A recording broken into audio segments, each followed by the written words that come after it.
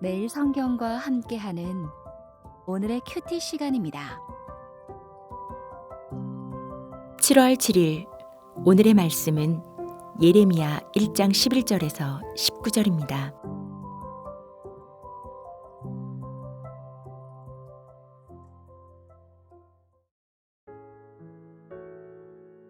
여호와의 말씀이 또 내게 임하니라. 이르시되 예레미야야 내가 무엇을 보느냐 하시매 내가 대답하되 내가 살구나무 가지를 보나이다. 여호와께서 내게 이르시되 내가 잘 보았도다.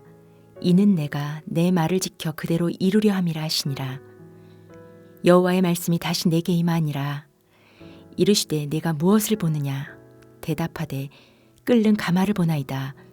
그 윗면이 북에서부터 기울어졌나이다 하니 여호와께서 내게 이르시되 재앙이 북방에서 일어나 이 땅의 모든 주민들에게 부어지리라. 내가 북방 왕국들의 모든 족속들을 부를 것인즉 그들이 와서 예루살렘 성문 어귀에 각기 자리를 정하고 그 사방 모든 성벽과 유다 모든 성읍들을 치리라. 여호와의 말이니라. 무리가 나를 버리고 다른 신들에게 분향하며 자기 손으로 만든 것들에 절하였은즉 내가 나의 심판을 그들에게 선고하여 그들의 모든 죄악을 징계하리라. 그러므로 너는 내 허리를 동이고 일어나 내가 내게 명령한 바를 다 그들에게 말하라. 그들 때문에 두려워하지 말라. 내가 그들 앞에서 두려움을 당하지 않게 하리라. 보라, 내가 오늘 너를 그 온 땅과 유다 왕들과 그 지도자들과 그 제사장들과 그 땅 백성 앞에 견고한 성읍, 쇠기둥, 놋 성벽이 되게 하였은즉 그들이 너를 치나 너를 이기지 못하리니 이는 내가 너와 함께하여 너를 구원할 것임이니라. 여호와의 말이니라. 오늘 본문은 살구나무 가지 환상과 끓는 가마 환상을 통해 예레미야가 전해야 할 말씀을 알려주고 있습니다. 그리고 예레미야를 격려하시면서 견고한 성읍과 쇠기둥과 놋 성벽 같이 되게 하겠다고 말씀하고 있습니다. 먼저 11절부터 나오는 살구나무 가지 환상을 살펴보면 하나님께서 예레미야에게 환상을 보여주면서 네가 무엇을 보느냐 그렇게 묻습니다. 그랬더니 예레미야가 살구나무 가지를 본다고 대답하지요. 그때 하나님께서 하시는 말씀이 네가 잘 보았도다. 이는 내가 내 말을 지켜 그대로 이루려 함이라 하시니라. 그렇게 말씀하셨는데 이 말이 살구나무 가지 환상과 무슨 상관이 있을까요? 이것은 아무래도 민수기 17장에 기록되어 있는 아론의 지팡이와 연결시켜서 말씀하고 있는 것 같습니다.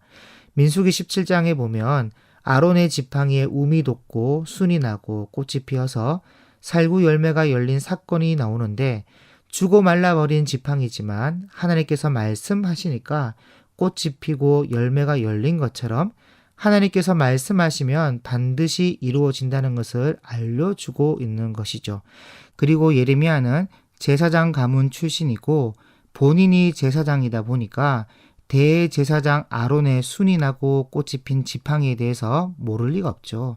잘 알고 있었을 것으로 보입니다. 그리고 이어서 13절에는 끓는 가마 환상을 보여주시는데 그 모습이 위쪽에서 아래로 기울어져 있었습니다. 그래서 이 환상이 의미하는 바는 14절과 15절에 잘 나와 있는데 여호와께서 내게 이르시되 재앙이 북방에서 일어나 이 땅의 모든 주민들에게 부어지리라. 내가 북방 왕국들의 모든 족속들을 부를 것인즉 그들이 와서 예루살렘 성문 어귀에 각기 자리를 정하고 그 사방 모든 성벽과 유다 모든 성읍들을 치리라. 그렇게 기록되어 있는데 그러니까 예루살렘을 향한 하나님의 그 진노, 부글부글 끓고 있는 하나님의 진노를 북방에 있는 왕국들을 통해서 예루살렘을 심판하고 징계하겠다는 것입니다. 그래서 이 두 환상을 연결해서 보면 하나님께서 말씀하시기를 북방의 왕국들을 통해 예루살렘을 심판하고 징계하겠다는 것이고 이 일은 하나님이 명하신 일이기에 반드시 이루어진다는 것입니다. 그리고 여기 한 가지 짚고 넘어가야 될 부분이 16절 끝에 내가 나의 심판을 그들에게 선고하여 그들의 모든 죄악을 징계하리라. 여러분, 심판과 징계는 그 의미가 다릅니다. 심판은 끝장이고 끝이고 징계는 과정이기 때문이죠. 그런데 이 두 단어를 같이 사용하고 있다는 것은 예루살렘을 심판하여 밤나무와 상수리 나무가 배임을 당하여도 그 구루터기는 남아있는 것 같이 거룩한 씨를 남겨놓으셔서 70년 만에 돌아와 회복시키겠다는 하나님의 뜻이 여기에 있는 것입니다. 그래서 우리는 이런 환상을 통해서 하나님이 보여주고 계신 그 감정과 마음을 읽을 수 있어야 하는데, 여러분, 왜 이렇게 하나님의 마음이 상해 있을까요? 왜 이렇게 진노하고 계시겠습니까?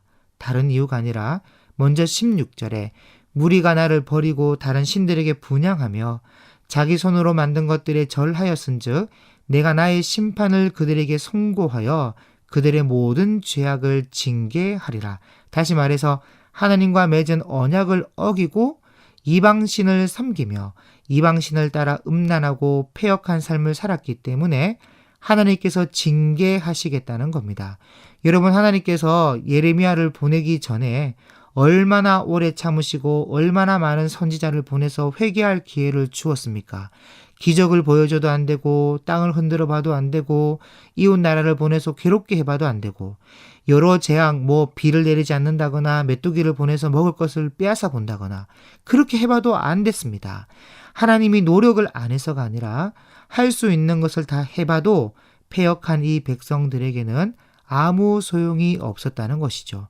그래서 심판을 그들에게 선고하여 그들의 모든 죄악을 징계하리라.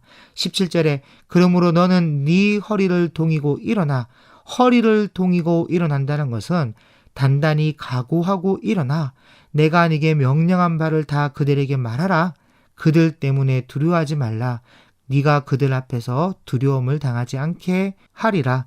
여러분, 사람이 너무 두려우면 일도 못하고 말도 못합니다. 그래서 허리를 동이고 일어나서 명령한 바를 다 그들에게 말해라. 왜냐? 할 말은 해야 하니까. 그래서 하나님께서는 예레미야를 18절에 견고한 성읍, 쇠기둥, 놋성벽 같은 존재가 되게 하겠다고 그렇게 말씀하고 계신 것이죠. 그런데 여러분, 사실 이런 말을 예레미야가 들었을 때 물론 힘이 나기도 하고 용기를 얻을 수도 있고 담대해질 수도 있고 그럴 수도 있겠죠. 그렇지만 사실은 정말 부담되는 말입니다. 쇠기둥이어야 할 만큼, 놋성벽이어야 할 만큼의 눌림과 압박과 아픔과 고통과 어려움이 따라온다는 것이거든요. 그래서 19절에 그들이 너를 치나 너를 이기지 못하리니 이런 말씀이 있는 것인데 그저 목숨만 지장이 없을 뿐이지 예레미야가 정말 많이 맞았습니다. 구덩이에 빠져서 죽을 위기도 겪기도 하고 하여튼 많은 고난을 당하는데 그때 그 누가 위로해 주는 이가 없고 어디 가서 하소연도 못하고 정말 혼자서 전전긍긍하며 아무도 듣지 않는 말씀을 외롭게 외치는데 환영과 환대 대신에 욕설과 폭력을 감수하며 그 사역을 감당해야 했다는 것입니다. 그래서 하나님께서 견고한 성읍같이 쇠기둥같이 놋성벽같이 하겠다는 것이에요. 그리고 이것은 그럼에도 불구하고 견디고 인내해야 하는 그리스도인의 삶이기도 한다는 것입니다.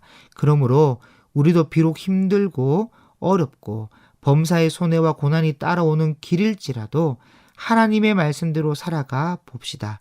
그럼 우리도 분명 견고한 성읍과 쇠기둥과 놋성벽 같은 견딜 수 있는 힘과 능력을 부어주실 것입니다. 어차피 우리가 걷는 길은 점 같은 인생길이고 나그네 길을 걷고 있는 것입니다. 그러니 우리 욕심을 따라 세상과 타협하는 길을 선택하지 마시고 비록 힘들지만 하나님의 뜻이 머물고 있는 그 길을 선택하여서 정말 그리스도인다운 걸음을 걷는 저와 여러분이 될 수 있기를 소망합니다. 기도하겠습니다. 하나님 아버지, 고난과 위협과 유혹 속에서도 말씀에 순종하는 삶을 포기하지 않는 불굴의 의지를 우리에게 주옵시고 하나님의 뜻을 온전히 이루어드리는 진정한 그리스도인의 삶을 살아갈 수 있도록 힘과 능력을 더하여 주옵소서. 예수님의 이름으로 기도드립니다. 아멘.